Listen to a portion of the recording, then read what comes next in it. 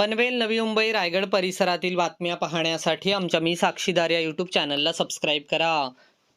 मुंबई पारबंदर प्रकल्प ते मुंबई द्रुतगती मार्ग विस्तार या प्रकल्पाकरता पनवेल तालुक्यातील कोण आणि कोळखे येथील जमिनीचे भूसंपादन केले जात आहे. या भूसंपादनाचा योग्य मोबदला मिळावा तसेच उर्वरित जमिनीची मोजणी करून देण्याची मागणी शेतकऱ्यांनी केली आहे. 13 मार्च रोजी पनवेल प्रांत कार्यालयात झालेल्या बैठकीत शेतकऱ्यांनी ही मागणी केली. या भूसंपादनाच्या विरोधात येथील शेतकरी प्रकल्पग्रस्त न्यायालयात गेले आहेत. तसेच या बैठकीत काही शेतकऱ्यांनी आम्हाला मोबदला मिळाला नसल्याचे सांगितले. तसेच आजच्या बाजार भावाप्रमाणे मोबदला मिळावा अशी मागणी केली. नवीन भूसंपादनामुळे गावं विस्थापित होण्याची भीती व्यक्त करण्यात आली. या भूसंपादनात काहींची राहती घरे बाधित होणार आहेत, त्यांचे काय करणार आहात असा सवाल उपस्थित करण्यात आला. यावेळी संपादन झालेल्या जागेवर काम सुरू आहे, त्याप्रमाणे काम करत असून काम करायला अडचण आणू नका, मोबदला दिलेला आहे असे MMRDA तर्फे सांगण्यात आले.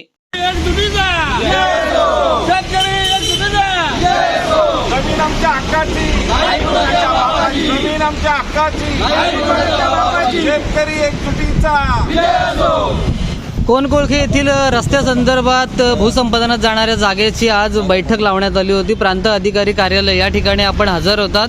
तर नक्की या बैठकीत काय झालं?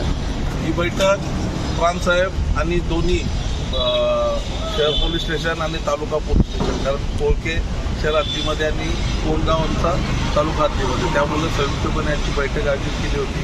शेतकऱ्यांच्या ज्या समस्या आहेत, आमच्या गेली 3 वर्ष या रस्त्याला आमच्यावर झालेला पूर्वापार झालेला जो 1962 साली जी भूसंपादन झालं, तेव्हा तो भूसंपादन त्याला आम्हाला शेतकऱ्यांना, अनेक शेतकऱ्यांना त्याचा मोबदला मिळाला नाही.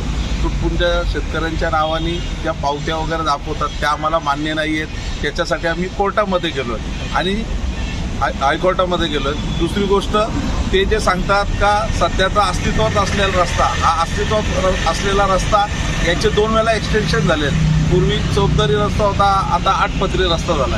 आणि आता ह्या रस्त्याच्या व्यतिरिक्त त्यांचं म्हणणं असं आहे का काही ठिकाणी 23 मीटर अजूनही जागा आमची शिल्लक आहे, दोन्ही बोथ साईड. मग कुठे 26 आहे, कुठे 22 आहे, म्हणजे अशा प्रकारे ते सांगतात. परंतु आमचं शेतकऱ्यांचं असं म्हणणं आहे, मग कोळका असेल, कोण असेल, आमचा परस्पर फाट्यावरचा जी आमची हद्द आहे त्याच्यामध्ये सध्या जो जुना मुंबई पुणे महामार्ग आहे, त्या महामार्गाला जी वापरात असलेली जमीन आहे, ही जमीन कोणाची होती? ही जमीनसुद्धा आमची शेतकऱ्यांचीच जमीन होती. आणि ज्या मीटरप्रमाणे आपण एकरी जमीन वगैरे त्याचा मोजमाप केला जातो, त्या मोजमापच्या नुसार पळसपे नदी जी आमची पळसप फाट्यावरची नदी आहे, तिथून ते आमच्या चिखला फाटापर्यंत जी कोळखेची हद्द आहे, तिथपर्यंत साधारणतः 570 गुंठेपर्यंत झाली होती. फक्त ॲक्विजिशन झाली होती, मोबदला मिळाला नाही, स्टॅम्पिंग झालं होतं त्याच्यावर. तर त्या याच्यातून जर बोथ साईडनी जर आता पकडली का, आमच्या शेतकऱ्यांचं असं म्हणणं आहे का 23 मीटरच जागा, ही दोन्ही बाजूला 10 मीटर आणि 5वी सगळी 1.5 मीटरचा, अशा प्रकारची 23 मीटरची जागा भूसंपादनात झाली होती. ते MMRDA वाले सांगतात का अजून 23 मीटर, त्याला आमचा सक्त विरोध आहे. आम्ही त्यांना आमची एक छोटीशी रास्त, कारण पूर्वापार आमचे जे वडील जे होते, आमचे आजोबा असतील, पंजोबा असतील, हे सर्वच शेतकरी का तेव्हा शिक्षित नव्हते. परंतु आमचं असं म्हणणं आहे का आमची जी जागा आहे, त्या जागेची उर्वरित आमची जागा काढून ते सांगतात त्याप्रमाणे, त्यांच्याप्रमाणे जर त्यांनी आमच्या जमीन प्लॉटचं मोजणी करून जर त्यांच्या आणि आमच्या मनाला पटेल असा जर त्यांनी हे करून दिलं, आमचा जर प्लॉट 16 गुंठ्याचा असेल तर 16 गुंठे जमीन आमची मोजून का आमची इथपर्यंत आम्ही ॲक्विजिशन केलं, तर आम्ही त्याच्यासाठी तयार आहोत. मात्र ते कुठल्याही प्रकारचं असं आमच्या शेतकऱ्यांची मागणी नाही, फक्त आम्हाला भूसंपादन करायचं, भूसंपादन. आणि याच्यामध्ये काय झालं आहे, एक थोडंसं ज्या एजन्स्याच आहेत, आज बाहेरच्या सुद्धा एजन्स्या आल्या आहेत. आपण बघतो अटल शेतीमुळं आपल्या मुंबई पुणे महामार्गाचं, म्हणजे जे आमच्या पोनला मुंबई पुणे एक्सप्रेसवे चालू होतं आहे, त्याच्यामुळं लवकर जाण्यासाठी लोक त्याचा वापर करतात. रहदारी वाढले, त्याचा त्रास आम्हालाही होतो, बाहेरच्या लोकांना सुद्धा होतं त्याच्यातून. परंतु हे सर्व करत असताना आमचं म्हणणं, आम्ही जे मूळ शेतकरी होतो, आमच्यावर अन्याय होता कामा नाही. पूर्वी जे झालेलं आहे त्याच्यासाठी आम्हाला न्याय मिळण्यासाठी आम्ही हायकोर्टामध्ये निश्चितच गेलेलो आहे. परंतु आत्तासुद्धा आहे मागच्या गेल्या वर्षी बांद्र्यासारखी ठिकाणी जमीन जाणार कोण कोळख्याची आणि बैठक लावली कुठं तर बांद्र्याला. आम्ही सर्व शेतकरी गेलो. त्यांची भावना होती का शेतकरी तिथे पोहोचणार नाही. आणि गेल्या वर्षी ह्या जमिनीसाठी 22 मीटर, 23 मीटर, 26 मीटरचे टेप टाकले. त्याचबरोबरीने ज्या भूसंपादनाची कुठलीही नोटीस, मी काय बोलतो, कुठलीही नोटीस तेव्हा दिली नव्हती, त्याची ॲडिशनल सुद्धा 5-5, 6-6 मीटरची टेप आमच्या शेतकऱ्यांच्या घरांवर असेल, आमच्या शेतीमध्ये अशी टाकण्याचा प्रयत्न केला. अतिशय भयभीत असणारे आम्ही सर्व शेतकरी आहोत. कारण आमची जी वडिलांनी आम्हाला ठेवलेली जी काळी आई आहे ती सुद्धा शासन जर अशा दडपशाहीने आमच्याकडून हिरावून घेत असेल तर त्याला आम्ही करणार काय. म्हणून मी मगाशी साहेबांना बैठकीमध्ये सांगितलं तर जर तुम्ही आमच्यावर फक्त जबरदस्तीनेच सर्व करत असाल तर आम्ही इच्छामरण मागावं का आत्महत्या करायची. शेवटी वडिलांनी ठेवलेले ती पुढची येणारी पिढी सुद्धा आम्हाला विचारणार का तुम्ही आमच्यासाठी काय ठेवलं, तुमच्या पूर्वजांनी तुमच्यासाठी ठेवलं तर आमच्यासाठी आपण काय ठेवलं. कारण प्रत्येक याच्यामध्ये बघतोय आज विमानतळ इथं येतोय आणि खऱ्या अर्थाने कोण आणि कोलका हा अतिशय मोठा हब आणि उदयास येणारा हा ठिकाण आहे. आणि निश्चितच याच्यामधली आमची जी हक्काची जमीन आहे ती अशा प्रकारे जर हिरावून घेत असतील तर आम्ही त्याला विरोध करत राहू. आत्तासुद्धा ज्या भूसंपादनाच्या ज्या त्यांच्या MMRDAच्या ज्या अधिकारी होत्या ते सांगत होत्या का आम्ही त्या आमच्या याच्यात आम्ही त्यांना एकच सांगितलं का तुमची जी भूसंपादन झालेलं जमीन तुम्ही सांगताय ती जमिनीमधून वगळून जे आमचा प्लॉट असेल तो आम्हाला क्लिअर करून द्या.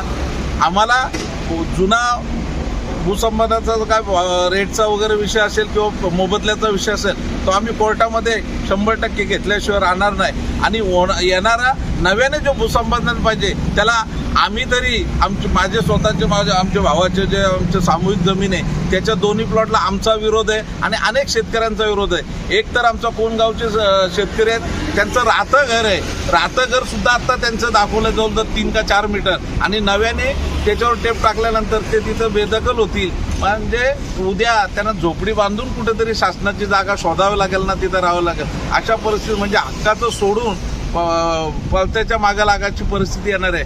म्हणून आजची बैठक जरी त्यांना वाटत असेल मॅडमना का ते दाखवतात आम्ही असं केलं, गेल्या 3 वर्षापासून हे काम थांबलेलं आहे.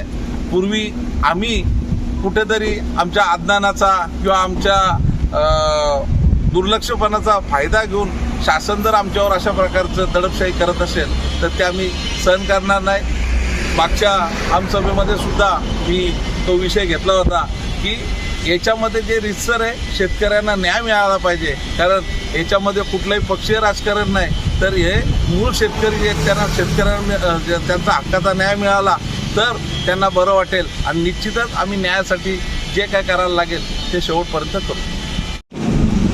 1962ला जे ॲक्विजिशन झालेली जमीन आहे ती शेतकऱ्यांना अंधारात ठेवून सातबाऱ्यावरून कमीही करण्यात आलेली आहे. पण मला वाटतं एक आमच्या कोळख्या गावची 570 गुंठे जमीन ॲक्विजिशन केली गेली आणि त्यापैकी मला वाटतं एक 30 ते 32 गुंठे जमिनीचाच फक्त मोबदला दिलेला आहे. बाकी कोणालाही मोबदला त्यांनी दिलेला नाही आहे.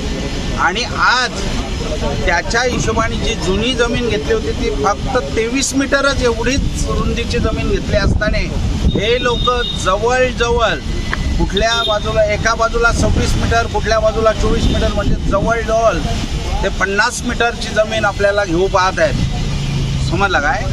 आणि त्याचा मोजमाप यांच्याकडं सगळं मोजमाप आहे पण यांचा आपल्यावर एक अतिरेकपणा चालू आहे, अतिक्रमण.